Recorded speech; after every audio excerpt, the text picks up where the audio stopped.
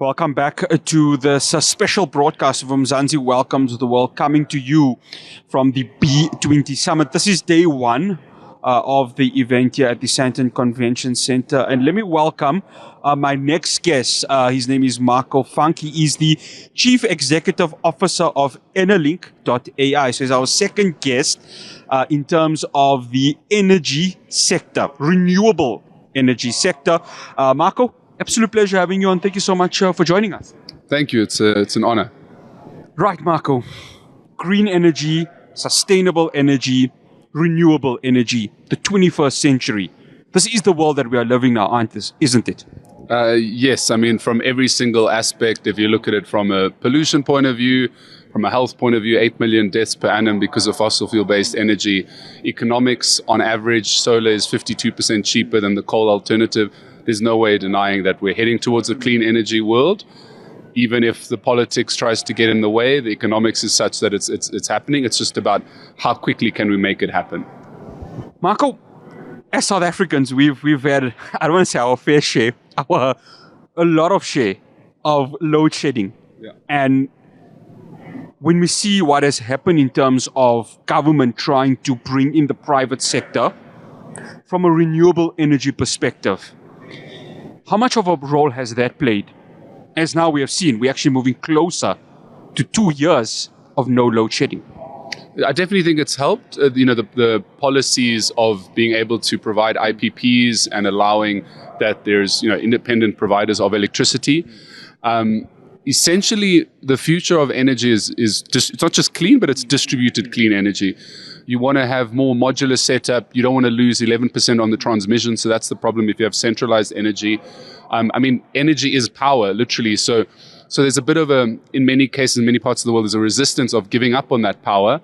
But really, you want to have the kind of energy that can be deployed much faster, 14 times faster again than utility scale. That's on during these grid outages, and as mentioned, that you don't lose that loss in transmission. So that's where South Africa has been heading a bit, not a bit, quite drastically towards. Necessity is the mother of invention. And so South Africa, could really be the kind of flagship country that shows how you can quickly transition over to clean energy due to the fact that it had those years of load shedding. You're telling me before we started the interview, Enerlink is based in Switzerland. It seems that they have gone full into the green energy transition. It's not just them, it's the rest of the European continent. Whether it's the wind turbines in the sea or in the inland areas. From the global south perspective, now this is not just South Africa's G20, it's a G20 for Africa. In your view, Marco, we have this equality in terms of energy into the global south perspective, because fossil fuels has certainly dominated much of the conversation within the global south perspective. So where do you see that coming in? Where do you see this green energy transition occurring within the global south as a whole? So I've got very good news for you. Most of the world's carbon emissions come from energy, 75.7% according to the World Resource Institute. And there's obviously this massive shift towards reducing emissions. So the beautiful thing, and that's where the good news comes in, is that energy is actually something profitable. So you're going to have a situation now, similar happened to South Africa. There was an $8.5 billion concessional loan, hence why there's the carbon tax in legislation in South Africa. And that will be towards this what's called the just energy transition. So you can have a situation where European companies, American companies or banks, financial institutions are providing funding towards accelerating the deployment of clean energy, making returns between 50 to 20%, whilst then solving that 75.7% of emissions problem. So the one of the main problems and one of the reasons why we kicked this off was really to and it's not just, let's call it a word that everyone understands, pollution. You want to stop that pollution. It's not just the emissions, it's also, as mentioned, the 8 million deaths per annum. And and there is also money to be made as a bonus. So it's just about being able to provide that funding towards those projects. And those projects, especially the optimal, the small scale ones, the ones that don't lose the transmission, their main concern is really data. The data on the project quality, the data on the energy, the data on how much impact has been generated, how many emissions have been reduced. And if you can solve that data problem, then you can solve in many ways the problem of getting that funding towards those local clean energy projects, and everyone getting also, having your cake and eating it. Marco, from the private sector, so the conversations I've had during these last few weeks leading up to the G20 Leader Summit is that there's a commitment from them, not just for the transition part, but also playing their role within climate. COP30 is currently on the go in Brazil, and ironically, it happening at the Amazon rainforest, where you see climate change happening at such a rapid pace. The world then needs to come from government, from the public sector. Your engagements, has there been this willingness from the political side? Because as much as the private sector wants to play their part, the politics does have a necessity to make decisions.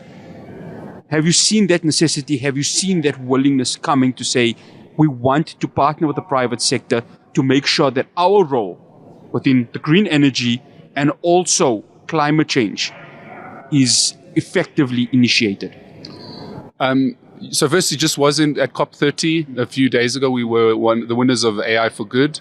So you just returned from there? Just got back from there, yeah. Still a bit jet lagged, quite a few days of minimal plane sleep. So there's a $1.1 trillion of subsidies directly and indirectly going towards fossil fuel-based energy. And if you just take a pragmatic, and so I'm of the view that let's be pragmatic, as the same with like, what's the core issue? The core issue is energy. That can be solved with just accelerating the funding towards clean energy.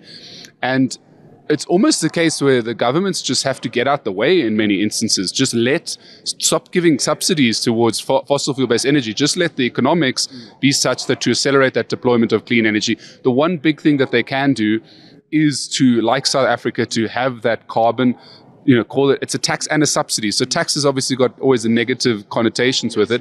But fundamentally what you're doing is you are pricing in the negative externality of pollution. So if people pollute, they should pay for that pollution. And that in turn isn't going into the pockets of the government. That in turn is going in towards subsidizing the things that are not polluting, that are doing the opposite of pollution, like transitioning to clean energy, like the growing of trees. So that's the one thing, just ensuring that those that are creating negative externalities of pollution have to pay for it. And that again, and that it's just important that it must be neutral. That payment is in a subsidy towards helping those that are doing the counter of that. But fundamentally, what really annoys me is that you go to a place like COP, the second most delegates in COP were the fossil fuel lobbyists. So you had Brazilians were the number one, and the second were the lobbyists towards oil and gas companies. And that's just absolutely insane that we're in the 2025, we are literally we're doing something so stupid. We're taking 180 odd year old technology, which otherwise we don't do. We've got the power of the sun and the wind and micronuclear reactors, and then we're still taking something out of the ground. No one wants to be coal. You're going into the ground, you're getting then potentially lung cancer from taking the coal out the ground and then burning it into the atmosphere. It's absolutely insanely, in a word, stupid. And then it's really the governments that are often helping that continue and getting in the way, instead of just letting the economics of such, and thank the creator of this reality that we have got an economic situation that it does make more sense to be on clean energy than fossil fuel-based energy. Otherwise, I would have given up hope a long time ago. But it is such that now it makes so much more sense to have clean energy. That world is happening. The governments should either get out the way or create the kind of incentive mechanism that you can help push the acceleration of that and de-incentivize the creation of more fossil fuel-based energy. You know what's insane, Marco? US President Donald Trump, and he said, "Drill, baby, drill."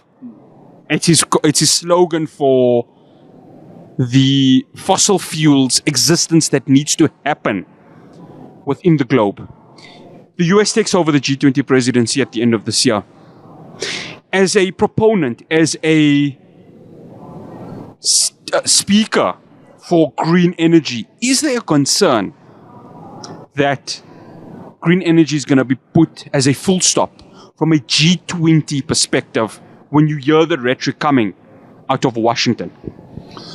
There is an element of concern. Saying that, however, as mentioned again, the economics is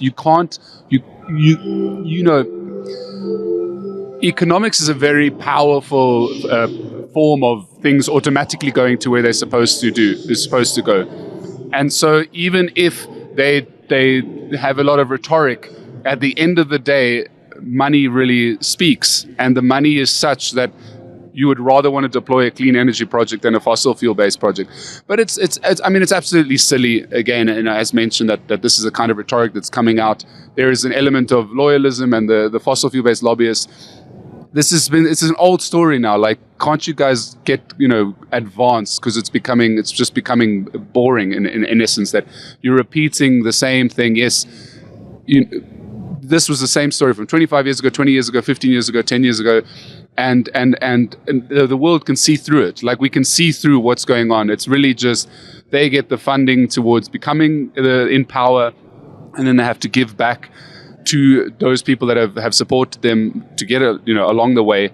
But we can see through that. We know that it's all just and so even if one country, it is at the end of the day one country, they may be leading the G20, but at the end of the day, the world as a whole knows that we have to switch over to clean energy, and the economics is such as we're going to switch over to clean energy.